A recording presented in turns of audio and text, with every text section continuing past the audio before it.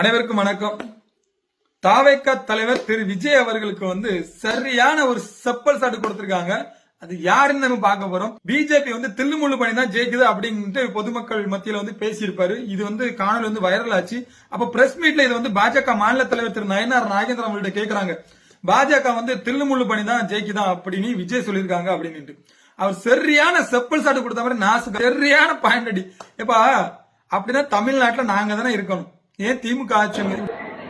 பாஜக தில்லுமுள்ளு பண்ணிருந்தா தமிழ்நாட்டுல நாங்களே ஆட்சிகள் தான் இருக்கோம்.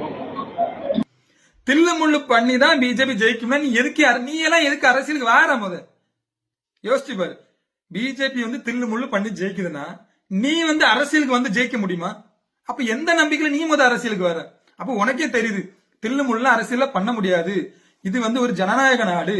பிஜேபி தில்லுமுள்ளு பண்ணி ஜெயிச்சிருந்தா இங்க தமிழ்நாட்டிலையும் பிஜேபி தான் ஜெயிச்சிருக்க முடியும். தில்லுமுள்ளு பண்ண மாட்டாங்கன்னு தெரியும். ஆனா தில்லுமுள்ளு பண்ணிதான் அரசியலுக்கு. அப்போ பின்னால யாரு இருக்கா? எல்லாருக்குமே தெரியும், ராகுல் காந்தி. அதாவது காங்கிரஸோட அடிமையாட்டு விஜய் அவர்கள் மாறிட்டு இருக்காங்கன்னு எல்லாருக்குமே தெரியும். ஏன்னா நார்த் இந்தியால எஸ்ஐஆர், அதாவது வாக்காளர் 65 லட்சம் வாக்காளர்களை நீக்கிறாங்க. பீகார்ல யாரால நீக்கிறாங்க? இப்ப பங்களாதேஷ், மியான்மர், ரோஹிங்கியா தீவிரவாதிகள் இவங்க எல்லாருமே ஓட்டுரிமை வாங்கி வச்சிருக்காங்க. நமக்கு கிடைக்கக்கூடிய ஒவ்வொரு நலத்திட்டத்தையும் அவன் அனுபவிச்சுட்டு இருக்கான். இந்த நாட்டுல பிறந்த இந்த நாட்டுல வளர்ந்த குடிமக்கள் அனுபவிக்க வேண்டிய ஒவ்வொரு ரூபாயையும் அடுத்த எங்க இருந்தோ வந்தவன் அனுபவிச்சுட்டு நம்ம கிட்ட சண்டைக்கு வரான். நமக்கு இருக்க இடம் அவன் சொகுசா பங்களா மாடியெல்லாம் கட்டி நல்ல சுகமான சுகபோக வாழ்க்கை வாழ்ந்துட்டு இருக்கான். இவனுங்களெல்லாம் கண்டுபிடிச்சு அவங்களுடைய ஓட்டுரிமை எல்லாத்தையும் நீக்கிட்டு இருக்கு. இப்படி நேரத்துல இவனுங்க அவங்களுக்கு ஆதரவு. ஏன்னா இவனுங்களோட வாக்குகளை பெற்றுதான் இந்த கட்சி எல்லாம் ஓரளவுக்கு டெபாசிட் எல்லாம் வாங்கிட்டு இருக்கு. சோ அந்த டெபாசிட்டை காப்பாத்தணுமே. இவர் மோடி இந்த டெபாசிட்ல மண்ணளி போட்டாருங்கிற ஒரு பெரிய ஒரு மனச்சங்கடம் காழ்ப்புணர்ச்சியில அந்த கும்பலுக்கு எல்லாம் இவ்வளவு ஆதரவு. அதனால எஸ்ஐஆர் நீக்க கூடாது, எஸ்ஐஆர் சீர்திருத்தம் பண்ணக்கூடாது, எஸ்ஐஆர் நாங்க தடுப்போம் அப்படின்ட்டு புது புது கட்சியெல்லாம் ஆரம்பிச்சு ஒவ்வொருத்தரும் கிளம்பிட்டான். அதுலதான் நம்ம தலைவர் திரு விஜய் அவர்கள் தாவேகா தலைவர் அண்ணன் என்ன பேசுறாருன்னு அண்ணனுக்கே தெரியாது. ஆனாலும் எதையாவது சொல்லிடுவாரு.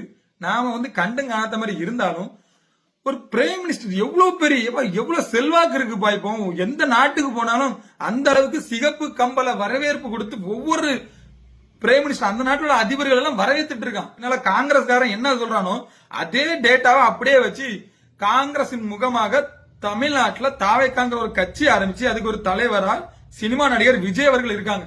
கூர்ந்து பாத்தீங்கன்னா அங்க ராகுல் காந்தி என்ன சொல்றாரோ அதேதான் இங்க விஜய் அவர்களும் பேசுவாங்க. அதாவது விஜய் அவர்களுக்கு கொஞ்சமாவது காமன் சென்ஸ் இருக்கணும். ஏன் அப்படின்னா ராகுல் காந்தி அங்க ஒவ்வொரு டேட்டாவையும் பொய் டேட்டா கொடுத்து ஒவ்வொரு நீதிமன்றத்திலையும் மன்னிப்பு ஐயா என்ன விட்டுருங்கன்னு சொல்லி மன்னிப்பு வாங்கிட்டு இருக்கிறதெல்லாம் கொஞ்சம் பாருங்க திரும்பி. அந்த பொய் டேட்டாவை கொண்டு தமிழ்நாட்டுல பேசுனீங்கன்னா செப்பல் சாட்டு தான் அவங்களும் எல்லாம்.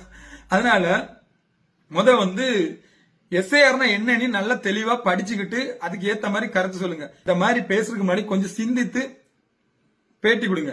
அதே மாதிரி தில்லுமுள்ளு பண்ணி தான் ஜெயிக்குது. எப்ப தில்லுமுள்ளு பண்ணி ஜெயிக்குதுன்னா தமிழ்நாட்டுல என்னைக்கோ பாஜக ஆட்சி அமைச்சிருக்கோம், கேரளால ஆட்சி அமைச்சிருக்கோம், அதே மாதிரி கர்நாடகால ஏற்கனவே பிஜேபி ஆட்சி இருந்த கர்நாடகால இந்த ஆட்சியை இழந்துட்டு இன்னைக்கு காங்கிரஸ்காரன் கொடுத்துட்டு பாஜக வேடிக்கை பார்த்துட்டு இருக்காது. அதையும் புரிஞ்சுக்கோங்கப்பா விஜய் அவர்களே, திரு தாவேகா தலைவர் திரு விஜய் அவர்களே.